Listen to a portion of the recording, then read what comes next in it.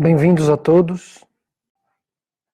Em primeiro lugar, quero agradecer a atenção de todos vocês, um por um, por acompanharem estas nossas aulas, que nada mais são do que um eco da filosofia original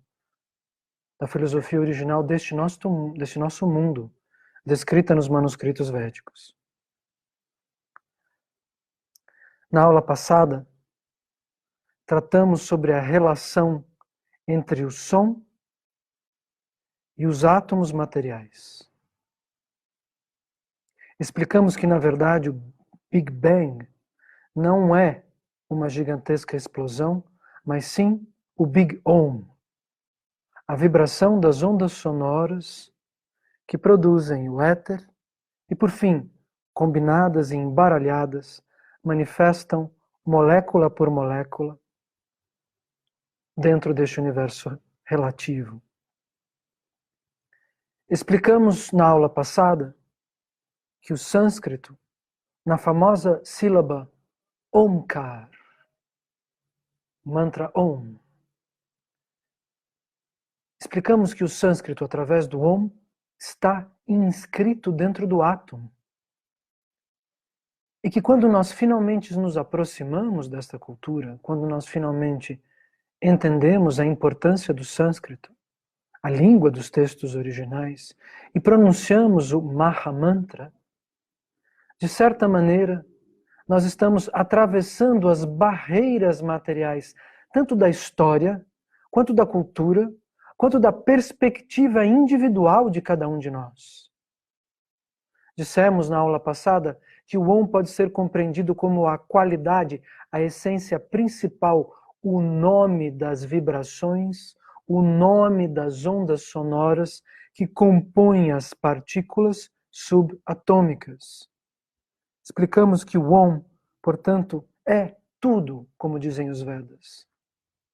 E é, simultaneamente, a sílaba fundamental do sânscrito, a língua em que foi composto o Bhagavad Gita e outros textos sagrados. E que todas as línguas e linguagens pertencem ao universo e a Deus. E que todos os universos e mundos funcionam sob leis e guias científicas. Através do som do sânscrito, do Mahamantra, nós atravessamos a estrutura sonora que compõe os átomos com a nossa inteligência, com o nosso coração, com a consciência. Esse é o significado da palavra chit em sânscrito. Através do som do Mahamantra, gradativamente, através também da purificação das nossas ações, dos atos e dos gestos, da ética do dia a dia, nós chegamos ao outro lado da matéria com a nossa consciência. Nós chegamos à essência do infinito. Hoje, na aula de hoje, vamos responder às seguintes questões. O que são os planetas e como podemos entender sua influência sobre a vida humana? Vamos começar com 3 citações. Sri Narad Muni, um dos sábios transcendentais da tradição dos grandes Vaishnavas, nas páginas de um dos Puranas, pede, por favor, que alguém ensine sobre os mecanismos da máquina da realidade material. Por favor, ele diz, descrevam agora os sintomas deste mundo manifesto. Qual é o seu plano de fundo? Como ele é criado? Como ele é conservado? E sob o controle de quem tudo está sendo feito? Muito bem. Segundo um famoso leitor dos Vedas, Albert Einstein, existe um cérebro perfeito por trás de todas as leis físicas da natureza.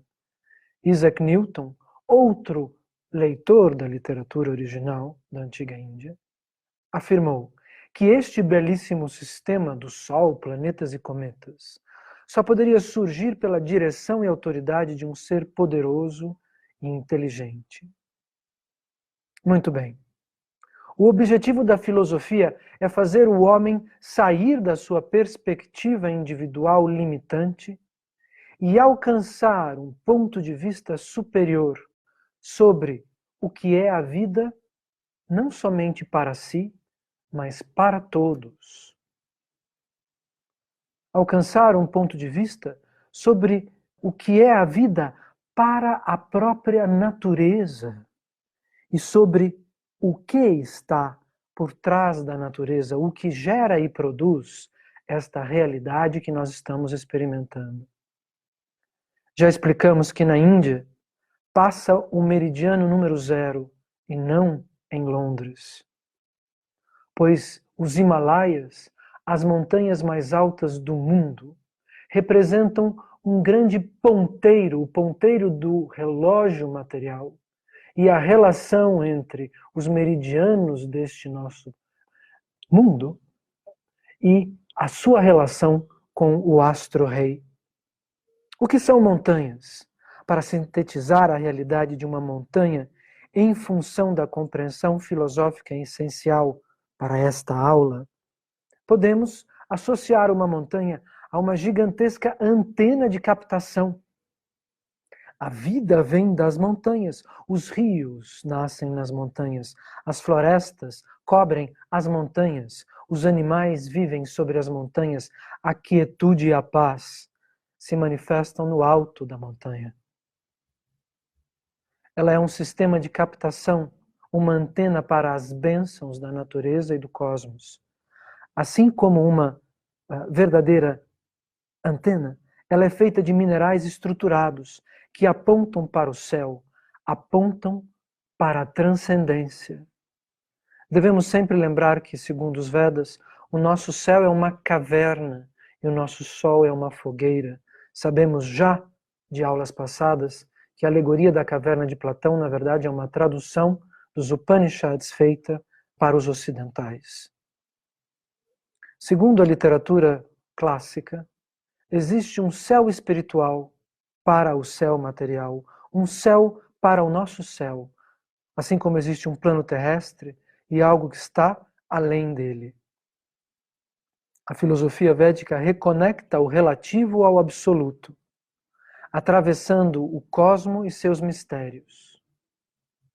Não podemos produzir água em laboratório se não possuímos oxigênio e hidrogênio.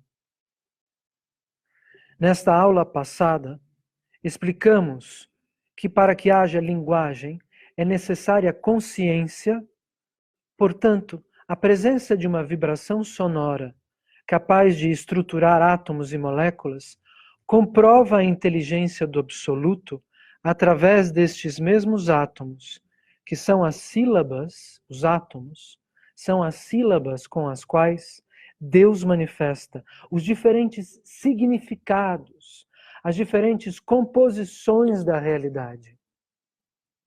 Por exemplo, os Vedas trazem listas de diferentes oceanos nos diferentes planetas da realidade material e também de diferentes oceanos dentro da realidade deste cosmos e fora dele.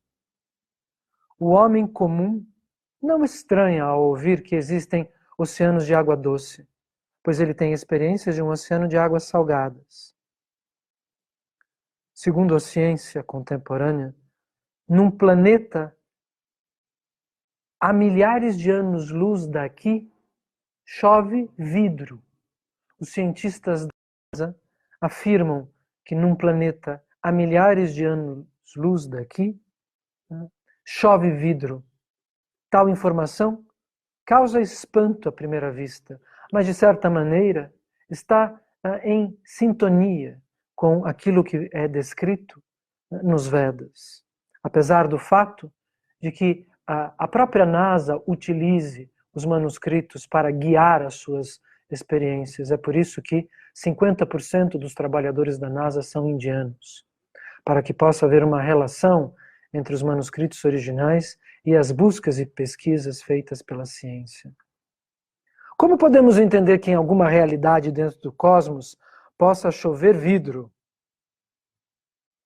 Nós aprendemos na escola que o vidro é produzido em fábricas, não é? Através de partículas de silicato, barrilha, dolomita, calcário e etc. Essas partículas são fundidas a alta temperatura. Então, o vidro se forma nas fábricas da Terra através destas partículas, já dissemos, de silicato, dolomita e etc., fundidas a alta temperatura. A ciência afirma que neste planeta de que estamos falando, o calor e os ventos na sua superfície são extremamente poderosos. A temperatura média em tal planeta seria de 1000 graus Celsius. E a velocidade do vento lá chegaria a 7.000 quilômetros por hora. Partículas de silicato presentes nas nuvens derretem com o calor intenso, formando gotas de vidro. Lágrimas de cristal chovem do céu no planeta X. E o que mais chove no cosmos? Ainda segundo a ciência contemporânea, há tempestades de diamantes em Netuno. Chovem diamantes em Netuno.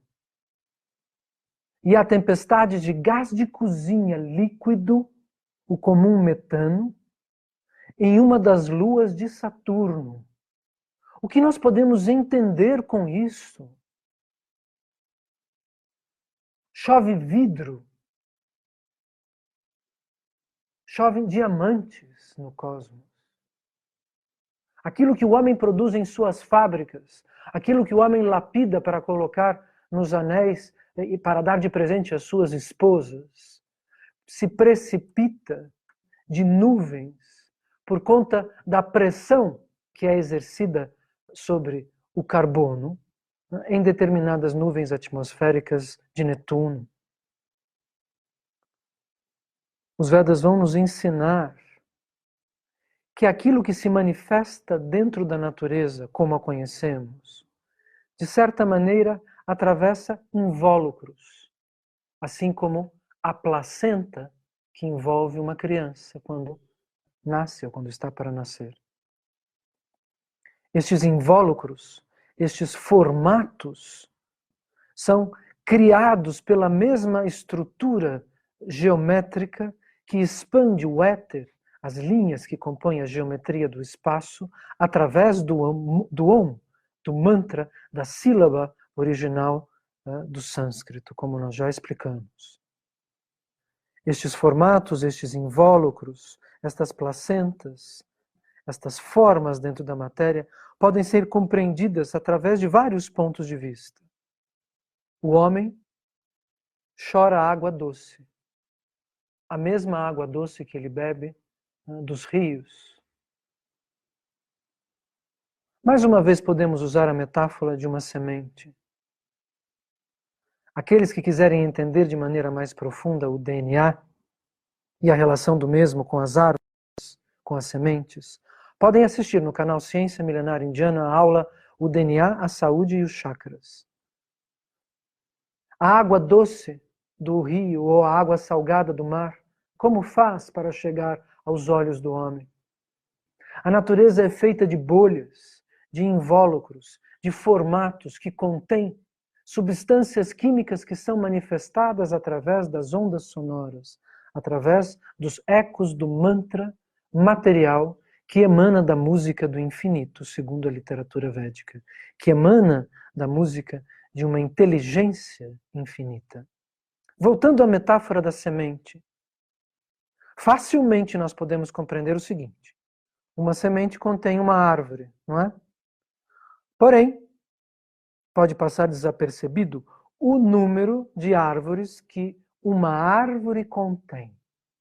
Quantas árvores contém uma árvore? Ou seja, se cada semente que a árvore pode gerar uma outra árvore em potencial, quantas árvores estão escondidas na jabuticabeira do jardim? Uma castanheira possui em seus frutos aproximadamente 24 sementes. Quantas centenas de castanhas uma única castanheira produz com 24 sementes em cada uma? Quantas castanhas uma castanheira produz durante 100 anos de sua vida ou mais? Portanto, vamos repetir a pergunta retórica mais uma vez. Em quantas árvores uma única árvore se multiplica? Imaginem todas as árvores frutos da primeira árvore existindo numa linha reta no tempo. As árvores se multiplicam no tempo e no espaço da natureza desta terra. Estávamos dizendo que aquilo que se manifesta dentro da natureza, de certa maneira, atravessa invólucros, formatos. De um certo ponto de vista, os olhos são invólucros de água doce, além de serem como duas estrelas no rosto do homem. Os olhos, ou as árvores também, podem ser compreendidos através de vários pontos de vista, todos descritos dentro da literatura védica. Desta maneira, na aula passada, nós explicávamos o looping que se cria ao entendermos que o sânscrito está dentro do átomo e que ele pode estar dentro da consciência, ser lido pelos olhos e atravessar os lábios, ser pronunciado pela boca do homem. O Mahamantra pode ser pronunciado e assim nós vamos nos tornando conscientes destas barreiras sonoras que nos separam da concepção perfeita sobre o infinito e sobre o absoluto. A árvore atravessa a fruta, que atravessa a semente. A fruta atravessa a árvore, que atravessa a fruta. E a fruta, com seu sabor, atravessa a visão do homem, atravessa os lábios, os dentes, a boca do homem, que pode assim experimentar a bênção dos sabores. Segundo os Vedas, os alimentos são a forma nutricional do amor de Deus que sustenta literalmente a vida. Assim como o vidro existe no cosmos independente da civilização humana, como explicamos, chove vidro em determinado planeta. Independente das fábricas na Terra, chove vidro em determinado planeta. Portanto, vamos perguntar, a castanha ou a manga, por exemplo, não poderiam existir no cosmos independente da natureza deste mundo? Se os átomos que compõem a vida na Terra estão acontecendo dentro do nosso universo material, e se a combinação de tais átomos vai variar dependendo do espaço, da temperatura e da pressão, de tempo, lugar e circunstância, por que é que nós deveríamos acreditar que só há natureza na Terra? Em aulas passadas já explicamos que a água existe aqui porque vem do cosmos e por isso o Ganges é um rio sagrado, pois ele neva sobre os Himalaias descendo pela Via Láctea, que não é feita de leite, porém de água. Segundo a literatura védica, as frutas são como um invólucro de substâncias químicas, moleculares, cápsulas. As frutas são como cápsulas que o universo concebe, pílulas que o universo manifesta a serviço da vida e para a glória do absoluto, em função da inteligência suprema que abençoa a vida na Terra e nos diferentes mundos através da sustentação, da nutrição dos sabores e da delícia dos alimentos. Portanto, a rainha das frutas, os Vedas explicam que a manga e seu sabor extraordinário ocupam o pódio, ocupam um primato dentro da natureza e que, portanto, ela é superior às demais no que diz respeito ao sabor.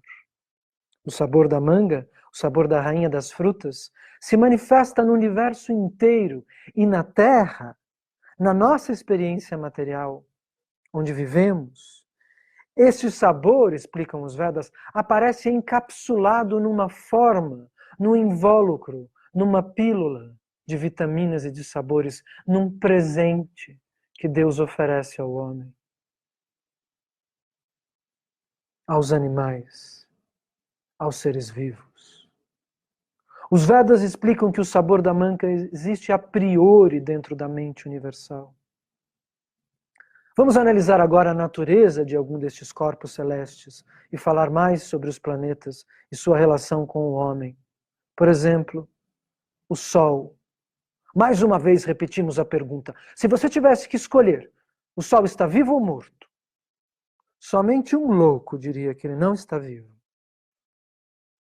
Se o Sol está vivo, seria impossível imaginar que ele possua um grau de consciência? Ou só existe consciência na nossa pequena caixinha de fósforo?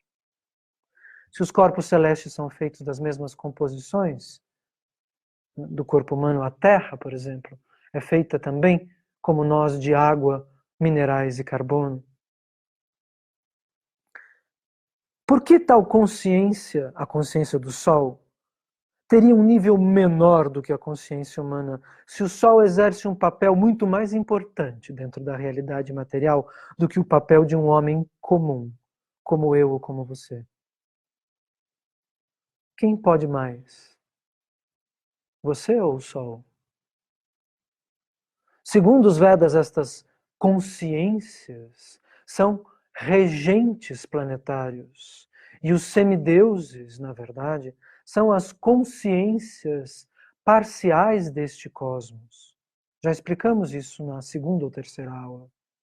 Assim podemos compreender os semideuses, aspectos parciais e conscientes da natureza, que governam âmbitos separados do universo, como funcionários da multinacional do cosmos, como co-diretores, como empregados de Deus, né? O proprietário da multinacional. Tais como o Sol, a Terra, o vento, a Lua. Segundo o sânscrito, o Sol tem uma consciência e um nome, Surya.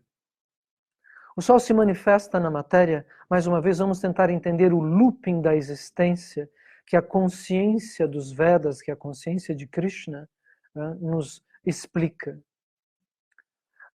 O Sol se manifesta na matéria na forma de um pai, na forma do pai como arquétipo, homens, animais, dos seres que são pais dentro da natureza.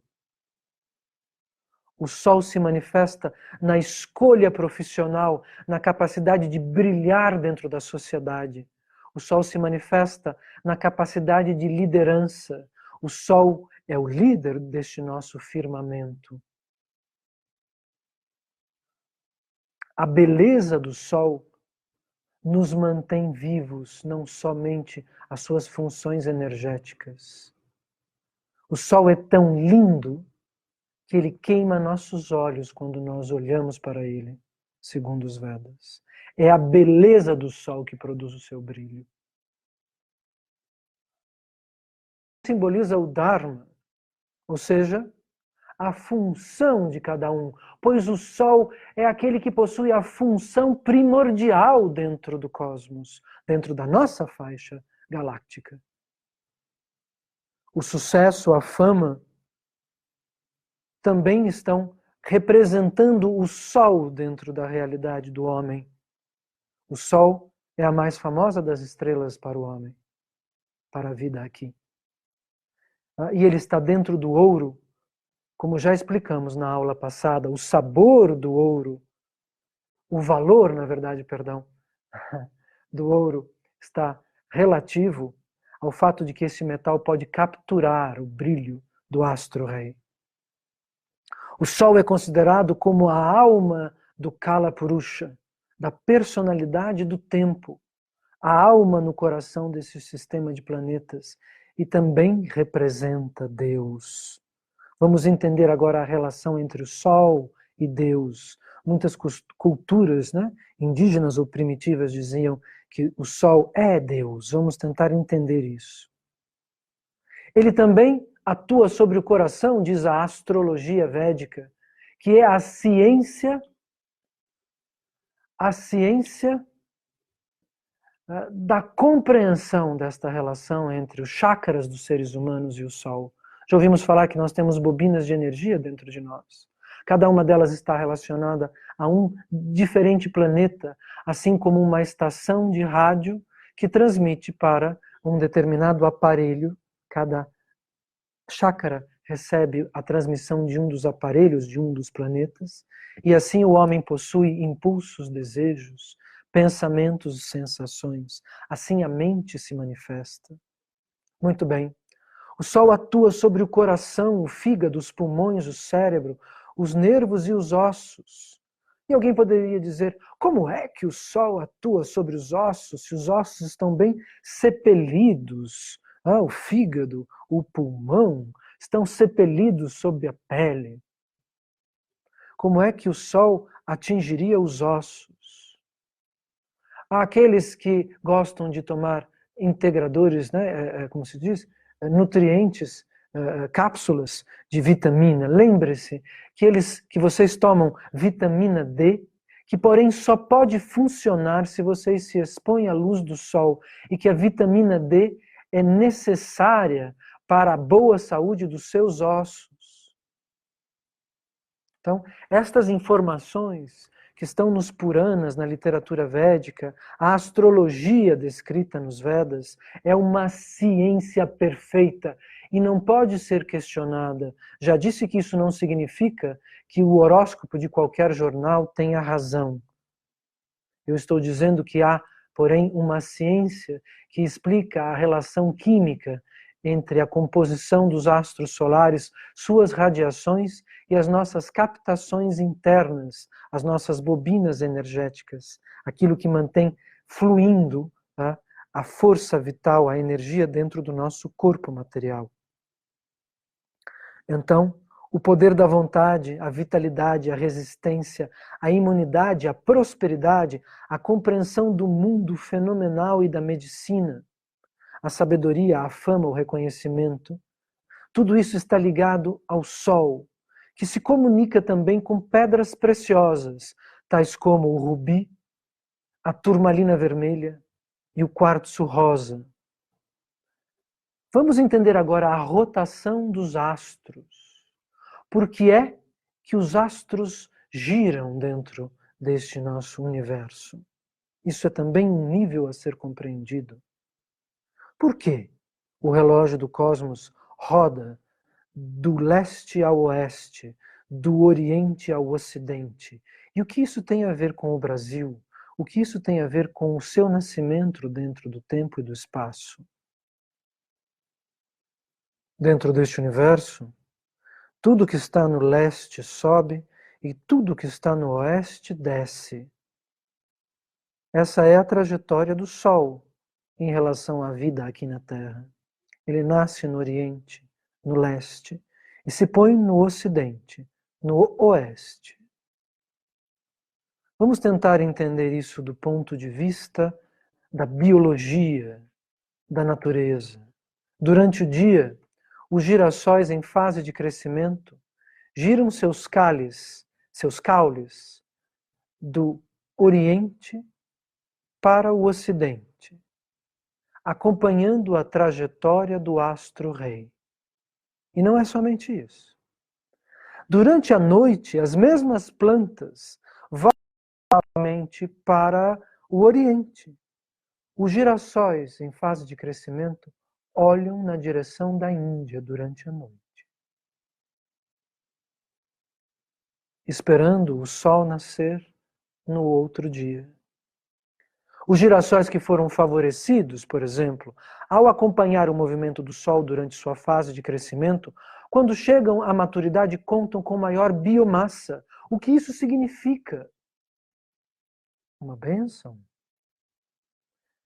É melhor ou pior sermos mais fortes e saudáveis? Crianças devem ser cobertas por sucessivas, grossíssimas camadas de creme bronzeador? Ou há uma justa exposição da pele ao sol que pode participar da saúde e do crescimento dos seres humanos? Vamos meditar em quão interessante pode ser compreender o fato de que os girassóis já adultos permanecem fixos, voltados diretamente para o leste, para o oriente. Os girassóis adultos não oscilam mais entre uma coisa e outra na natureza, simplesmente fixam a direção da Índia no planeta Terra, em qualquer lugar que sejam plantados em sítios, fazendas ou jardins.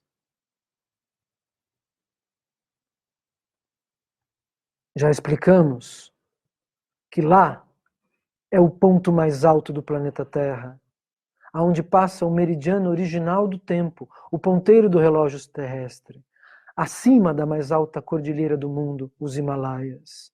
E que a Índia é a dádiva desta montanha, dessa gigantesca antena que reconecta a matéria com o cosmos.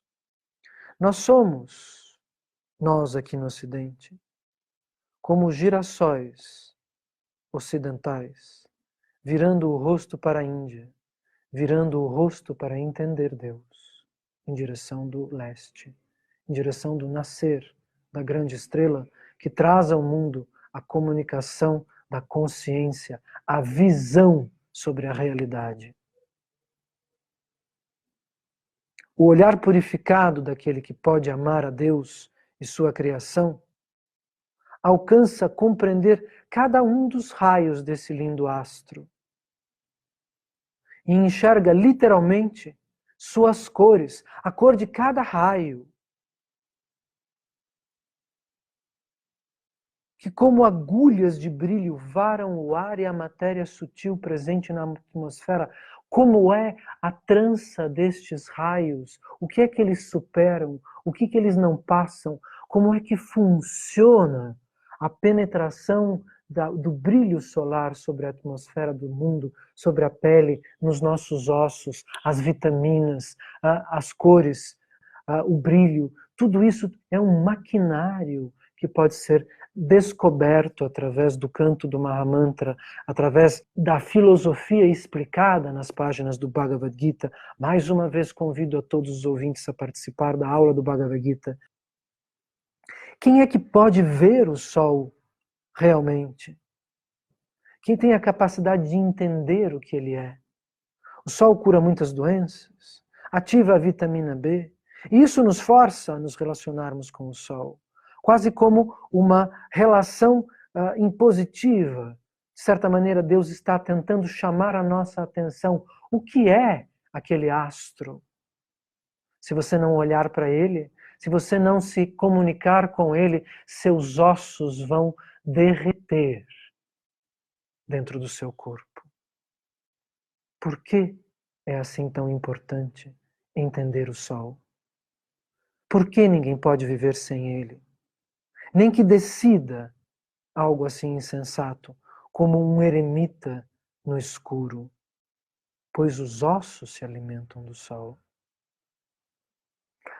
Se nós olhamos para o sol e vemos simplesmente Deus, ou seja, se nós compreendemos o sol como o supremo, como o absoluto, como fariam os supostos índios da floresta, estaríamos tendo uma compreensão limitada do sol, pois o sol não é a totalidade da existência.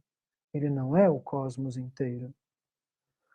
Mas se enxergássemos o sol como algo extremamente científico, logo, assim, como uma bola de gás composta majoritariamente por hélio e hidrogênio, não é? Isso também seria muito limitante. Ver o sol como o semideus Surya Vivasvan é um passo dentro da compreensão mais elevada, mas ainda, segundo os grandes Vaishnavas, limitado em certos aspectos. Pois o sol também é material, está indicando algo além de si mesmo. Se o raio do sol vem do sol, se a força da planta vem do raio do sol, se a saúde do homem vem da folha da planta que ele ingere, o que está por trás do por trás do por trás? O Bhagavad Gita explica que Deus mantém e sustenta a manifestação cósmica como uma fagulha, com uma mera fagulha do seu eterno esplendor. Deus, segundo o Bhagavad Gita, sustenta e manifesta o universo com uma fagulha do seu eterno esplendor. E que, portanto, o Sol é como uma ponta de fósforo dentro da vastidão da eternidade. Porém, o seu significado é um dos enigmas mais brilhantes que devemos responder. Ele é a fonte da nossa energia, como já dissemos. Uma indicação clara da existência dessa mente gigantesca de que fala Einstein, famoso leitor dos Vedas. Para os Vaishnavas, o Sol supera este sentido, pois ele passa a ser o próprio ensinamento que passa entre os santos e seus discípulos. Pois tal ensinamento é o que permite desvendar o mundo em seus significados recônditos. Os Vedas explicam como enxergar o Sol. O Sol te mostra como poder enxergar a realidade. Porém, os Vedas nos explicam como enxergar aquilo que permite que você enxergue a realidade. Nós estamos indo além do próprio Sol, atingindo a sua fonte absoluta, atingindo o seu significado existencial. Não se trata mais de enxergar com os olhos, se trata de enxergar com a filosofia. O famoso terceiro olho é uma representação da capacidade de enxergarmos através dos mantras em sânscrito, através do Mahamantra, através da consciência de Krishna, a consciência que nos unifica a todos os aspectos da realidade e a personalidade do transcendental, ao eu de Deus. Esta filosofia infalível brilha mais do que qualquer estrela e revela mais do que qualquer lâmpada, do que qualquer sol. Em síntese, para evoluirmos, nós devemos superar a ideia do sol como o Deus dos índios. Superar a ideia do sol como a bola, a lâmpada dos cientistas. Superar a ideia do sol como o semideus. Superar a ideia do sol como a fagulha que Deus acende na realidade material. E compreender que o sol é uma metáfora da filosofia perfeita que faz com que o homem enxergue o que existe depois do universo, enxergue o que é o significado da sua própria eternidade, da eternidade da sua consciência dentro das experiências, nas atmosferas, nos invólucros, nas frutas, que são os planetas, sustentando e mantendo vida através da nutrição, através da química dos átomos, através das moléculas, através das bênçãos do sabor da vida em diferentes mundos dentro deste espaço material. Já explicamos que a literatura védica ensina que a plataforma, que o universo espiritual está ao centro de uma realidade ao redor da qual universos materiais iguais ao nosso orbitam como os anéis de Saturno orbitam ao redor de Saturno. Nós estamos vivendo num útero para almas ainda imperfeitas. Quem quiser entender mais sobre isso, pode assistir às aulas no nosso canal Ciência Milenar Indiana. Portanto, o importante é desvendarmos sucessivamente os mistérios da realidade através da compreensão transcendental explicada na literatura védica e desenvolvermos uma relação interna e espiritual com o sol de cada dia. Segundo os Vedas, a lua, vamos mudar de assunto agora, representa a mente dos seres vivos. Mas o que isso significa? Sabemos que a lua influencia as marés, influencia as águas do mundo. Isso é científico. Segundo a literatura clássica da Índia, ela também rege as águas do corpo, o sistema linfático, os líquidos dentro do homem. A lua é responsável, segundo a astrologia original, pela mente e pelo humor. Como podemos entender essa afirmação? Ela rege as glândulas e aquilo que tem água no corpo. A lua rege os vasos linfáticos. Como funciona o cérebro? Quantos líquidos tem dentro do nosso aparato, da fisiologia que corresponde à nossa capacidade de pensar? Dentro do osso, nós temos o famoso tutano, que não é matéria óssea. Nós temos a estrutura linfática dos ossos. Portanto, a lua e o sol que se manifestam no dia e na noite estão emanando potências para dentro das camadas do corpo humano. Se a lua é capaz de alterar a maré do oceano, o que é que ela não é capaz de fazer com os líquidos do seu sistema circulatório?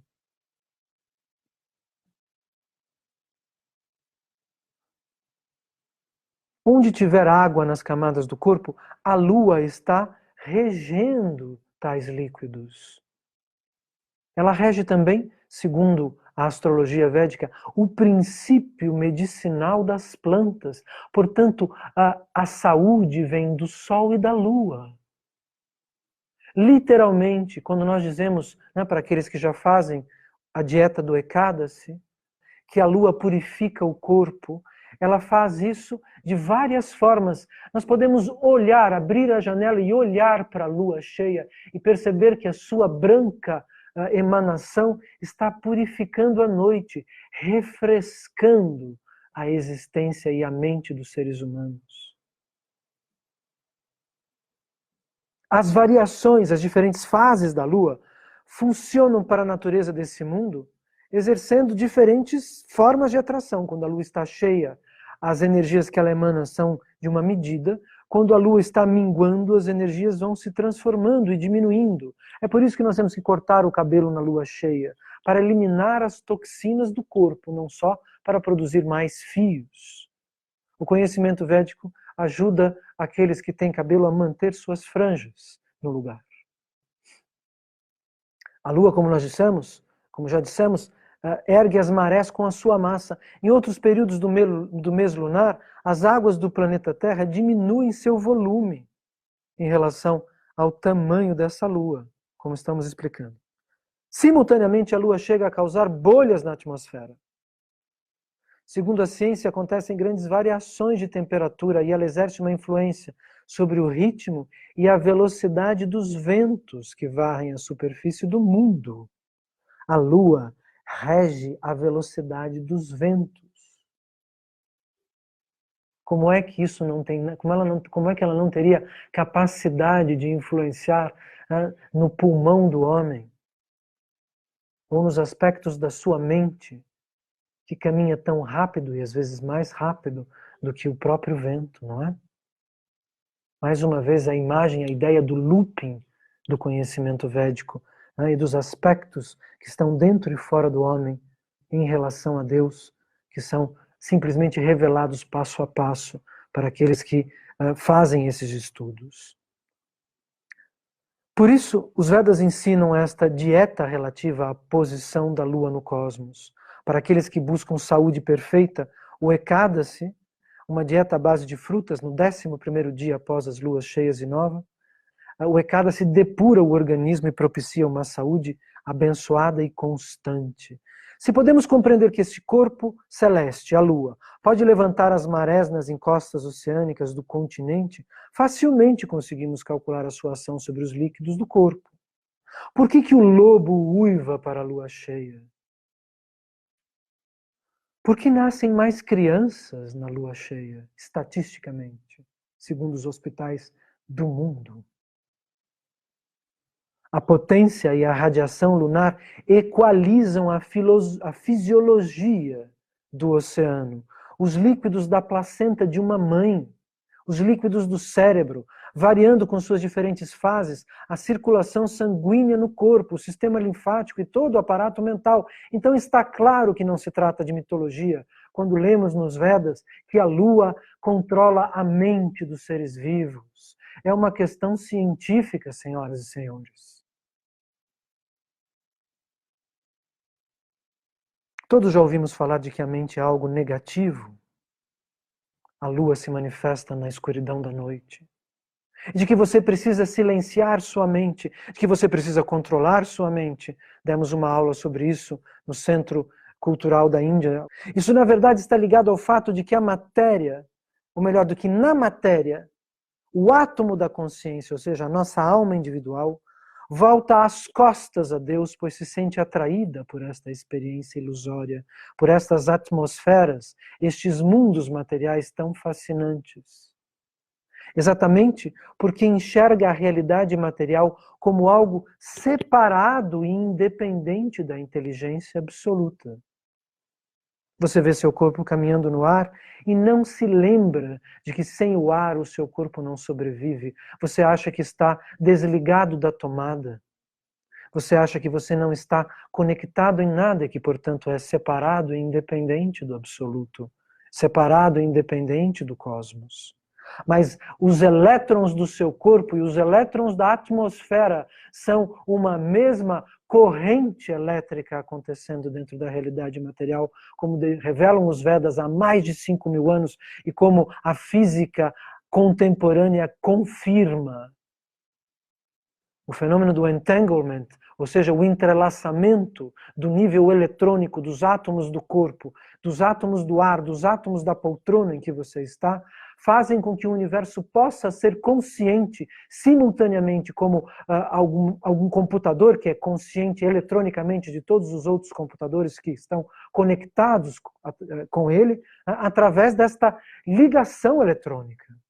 O universo está conectado numa única tomada energética. Portanto, quando você imagina que está separado das estrelas, separado dos planetas, separado da natureza, você está imaginando algo que não é real. A invisibilidade do ar pode nos dar esta impressão, mas o ar é propositalmente invisível, inteligentemente invisível, para que o homem precise descobrir o seu significado e reconectar os pontos que nos levam numa linha reta do centro do nosso coração, através, como já dissemos no começo da aula, da mente, da inteligência, não é, da consciência, ao centro do infinito, ao centro da compreensão sobre o significado da vida em sua forma perfeita. Isso é filosofia.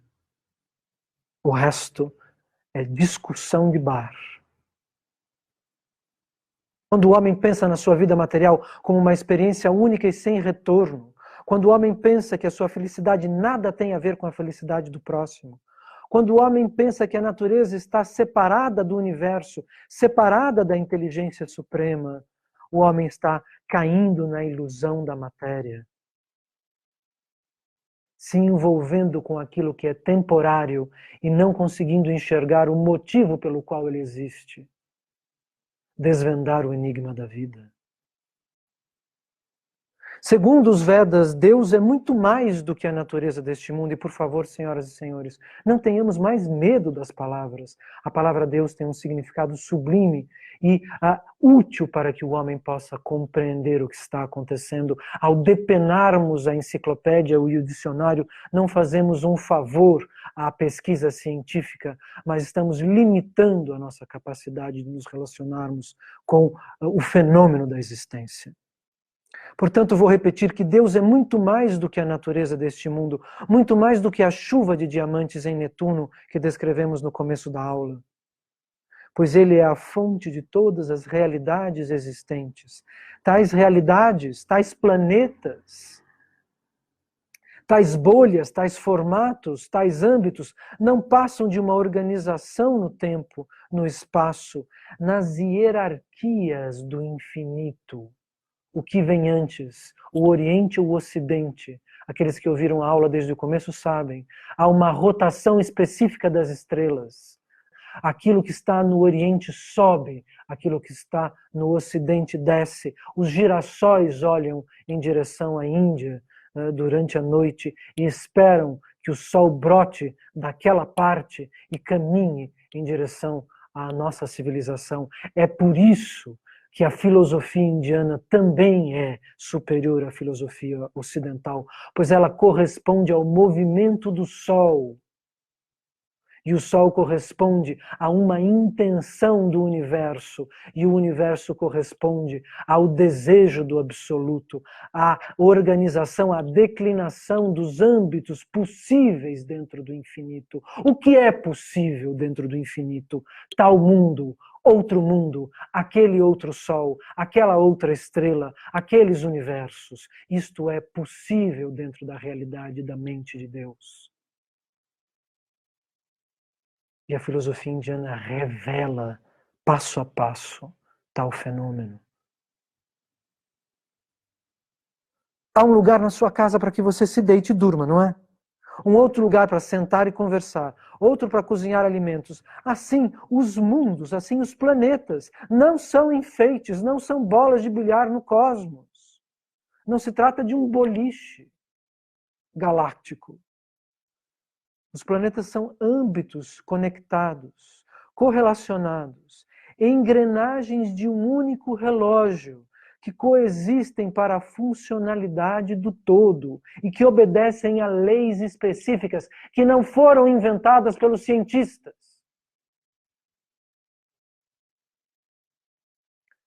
Sem o Sol não há liderança no cosmos, não há liderança no sistema, não há liderança na mente do homem, não há metáfora para a compreensão de Deus. Sem a Lua não há variação de humor, não há variação no oceano, não há variação no mar, na mulher, no poeta e nem no lobo que uiva na floresta.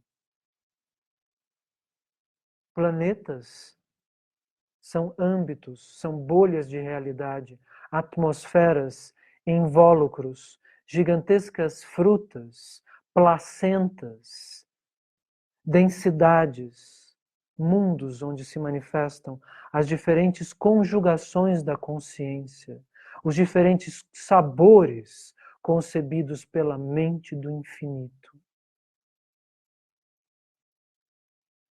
Mais uma vez eu agradeço a todos vocês pela atenção, pela confiança e pela paciência com que escutam estas aulas.